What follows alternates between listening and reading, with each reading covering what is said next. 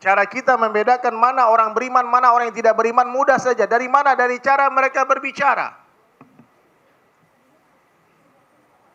Kalau orang-orang kafir, Pak, dia ngomongnya enak aja, kita ini hidup ini kata. Tidak, kita tidak hidup, namun kita dihidupkan oleh Allah.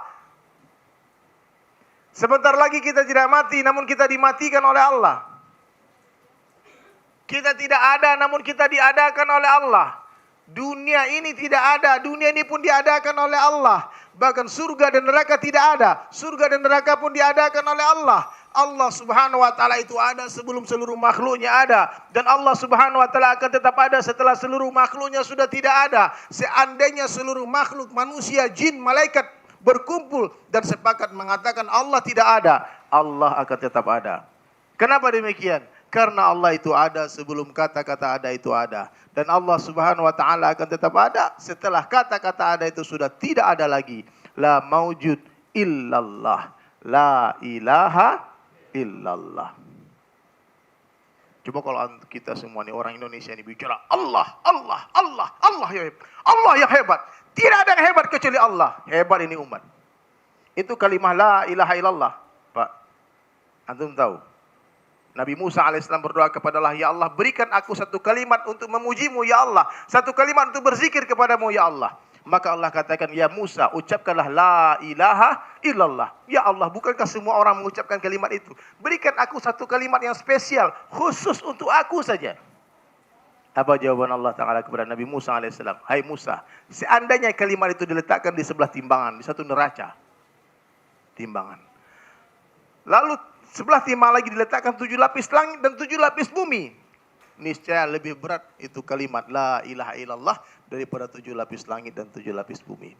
Bagaimana kalau kalimat itu ada di hati-hati kita semua? Di hati kita ada Allah. Ma fi qalbi ghairullah. Tidak ada mobil di hati, tidak ada rumah di hati, tidak ada pangkat di hati, tidak ada popularitas di hati, tidak ada suami di hati, tidak ada istri di hati, tidak ada anak di hati. Ma fi qalbi ghairullah. Hanya ada Allah di hati. Ini hebat orang, Pak. Dia tidak terkesan kepada apapun kecuali kepada Allah. Dia tidak takut kepada apapun kecuali kepada Allah. Dia tidak akan pernah meminta kepada apapun siapapun kecuali kepada Allah. Dia tidak akan pernah berharap kepada siapapun kecuali kepada Allah. Semakin besar harapan hati kita kepada selain Allah, maka semakin besar kekecewaan yang akan menghantam kehidupan kita. Mudah saja Pak, kita melihat orang hijrah atau tidak itu dari mana? Dari pembicaraannya yang awal. Kalau hati orang kita nggak tahu, hati saya antum nggak tahu, tapi pembicaraan orang kita tahu.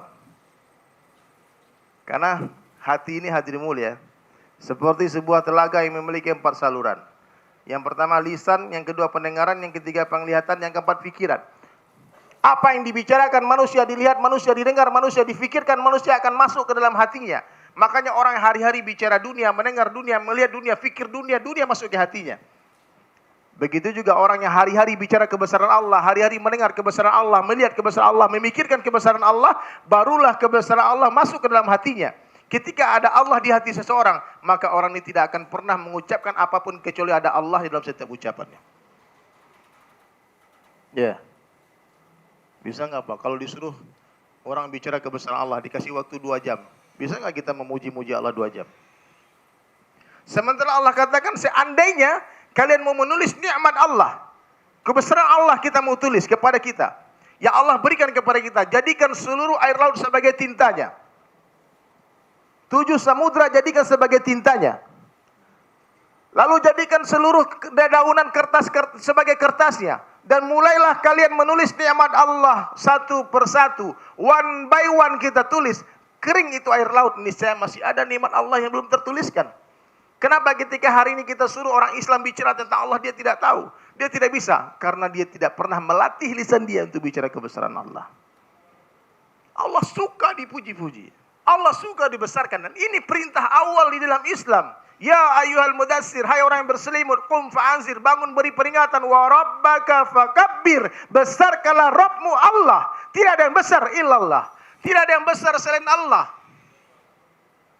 Orang kalau tahu arti Allahu Akbar Pak, dia mengerti makna hakikat Allahu Akbar. Allahu Akbar, Allahu Akbar. Terhenti seluruh aktivitas saat itu juga, detik itu juga. Nggak ada lagi tunggu ntar, selesaikan lu, nggak ada. Sahabat Nabi SAW saya pernah mendengar cerita hadirin mulia, ketika dia mengangkat cangkulnya ke atas. Dia angkat cangkulnya ke atas, terdengar panggilan azan berkumandang.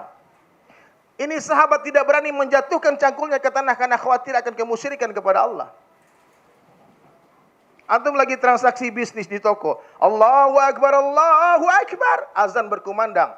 Katakan kepada customer antum, katakan maaf, nanti ba'da sholat kita lanjutkan transaksi ini. Ini 1 M nih untung itu. Tidak masalah, mau 1 triliun. Mau seluruh dunia beserta isinya kamu berikan, aku gak akan tinggalkan panggilan Allah. Itu benar. Orang yang betul imannya kepada Allah, dia sanggup meninggalkan rezeki untuk memenuhi panggilan zat yang maha memberi rezeki. Dia sanggup meninggalkan cintanya untuk memenuhi panggilan zat yang menanamkan rasa cinta di hatinya. Ketika Rasulullah SAW sedang asik bercengkrama dengan Bunda Aisyah radhiyallahu anha. Dalam sebuah hadis diceritakan, apa kata Bunda Aisyah? Ketika aku sedang asik bercengkrama dengan Rasulullah SAW di rumah. Lalu seketika terdengar panggilan azannya Bilal. Maka Rasulullah SAW pergi berdiri meninggalkan aku seperti orang yang tidak pernah mengenali aku. Enggak sempat cipika-cipiki, maaf sayang nanti abang balik lagi. Enggak ada, Pak. Sabar ya, ntar ya, abang sholat. Enggak ada. Nabi pergi meninggalkan aku seperti orang yang tidak pernah mengenaliku. Dusta hijrah kita hadirin sekalian. Dusta iman kita ketika azan berkumandang masih asik dengan urusan dunia kita. Masih asik dengan meeting kita. Masih asik dengan pekerjaan kita. Dengan kantor kita. Apa arti Allahu Akbar, Pak? Allah Maha Besar. Kalau kita masih duduk di toko seakan-akan kita berucap kepada Allah, wahai Allah, dengarkan, saksikan tokoku lebih besar daripadamu. Na'udzubillah min dzalik. Nah ini kalau kita semua yang duduk di sini nih mengerti makna kalimah itu hadirin mulia. Allahu Akbar. Disuruh 4 kali diulangkan, diulang-ulang, ditakrar. Allahu Akbar, Allahu Akbar, Allahu Akbar, Allahu Akbar. Kenapa harus diulang-ulang pembicaraan tentang kebesaran Allah? Karena perkara yang diulang-ulang akan mendatangkan keyakinan.